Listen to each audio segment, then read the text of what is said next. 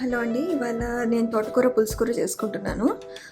దీనికి కావాల్సిన పదార్థాలు: తోటకూర, దీన్ని కాడలు కూడా వేసుకుంటున్నాను. కాడలు కూడా కడుక్కొని చిన్న చిన్న ముక్కలుగా తరుక్కోండి.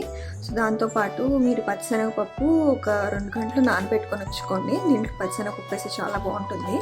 సో దాంతోపాటు ఉల్లిపాయలు, కొంచెం వెల్లుల్లిపాయ, పచ్చిమిరకాయలు, ఇంకో కరివేపాకు. ఇప్పుడు పోపేసే విధానం కూడా చూసుకుందాం. ఇప్పుడు పోపేసే విధానం చూసుకుందాం.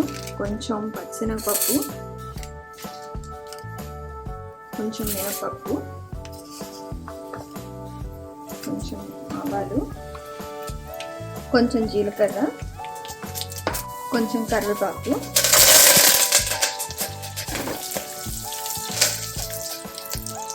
మరి హైలో పెట్టుకోకండి, మాడిపోతుంది పోపు. ఇప్పుడు దీంట్లో కొంచెం మెంతి పొడి, కొంచెం ఇంగువ,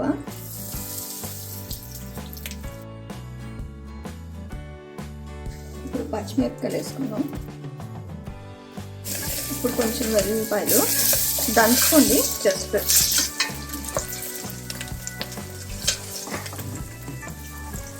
ఇప్పుడు ఉల్లిపాయలు,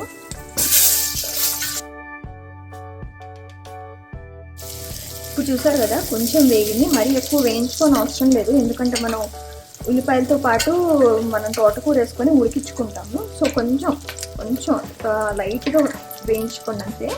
ఇప్పుడు నేను కొంచెం పసుపు వేసుకుంటున్నా. ఇప్పుడు కొంచెం ఉప్పు, నేను చేతి కొలతలు వేసుకుంటున్నా, సో మీరు మీకు తగినట్టుగా వేసుకోండి. కొంచెం కారం, మనం పచ్చిమిరపకాయలు ఆల్రెడీ వేసుకున్నాం, సో మీరు మీకు తగ్గట్టుగా వేసుకోండి.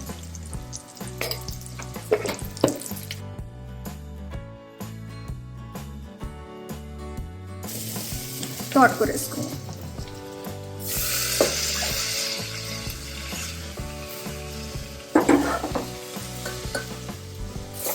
కొంచెం వేసుకోవచ్చు, ఎందుకంటే ఇది ఎక్కువ ఉంటుంది కదా. ఫస్ట్ పొయ్యి మీద పెట్టగానే మెత్తపడిపోతుంది ఆకు. ఫస్ట్ ఉడికించేటప్పుడు దానికి ముందే కొంచెం వేయించుకోండి, అప్పుడు కొంచెం పచ్చివాసన పోతుంది. ఇది పులుసు కూర కాబట్టి దీంట్లో నేను ఏం కందిపప్పు అవి ఏం వేయట్లేదు, కానీ చివరికి మాత్రం చింతపండు వేస్తాను. సో మీరు కూడా కొంచెం చింతపండు నానబెట్టుకొని ఉంచుకోండి. ఇప్పుడు చూసారు కదండి, కొంచెం వేగిపోయింది. ఇప్పుడు మనం నానబెట్టుకున్న పచ్చిశనగపప్పు, దీంతో పాటు కొంచెం నీళ్ళు,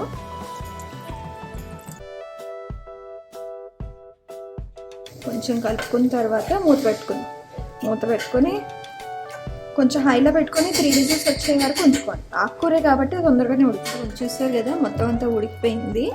ఇప్పుడు చివరికి చింతపండు వేసుకున్నాను. నేను చింతపండు నానబెట్టుకొని పిసికేసుకొని పెట్టుకున్నా.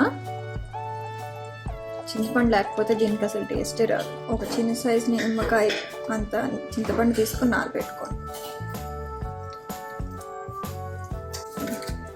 ఇప్పుడు ఇది కొంచెం పీల్చుకునేంత వరకు సిమ్లో పెట్టుకొని ఉడికించుకోండి. హైలో పెట్టుకోకండి, మాడిపోతాయి. మొత్తం సిమ్లో పెట్టుకొని ఒక 5 నిమిషాలు ఉడికించుకోండి. అప్పుడు ఈ చింతపండు మొత్తం అంతా పట్టి బాగుంటుంది టేస్ట్. ఇదిగోండి చూసారు కదా, తోటకూర పులుసు కూర అయిపోయింది. మీరు కూడా చేసుకోండి, చాలా బాగుంటుంది.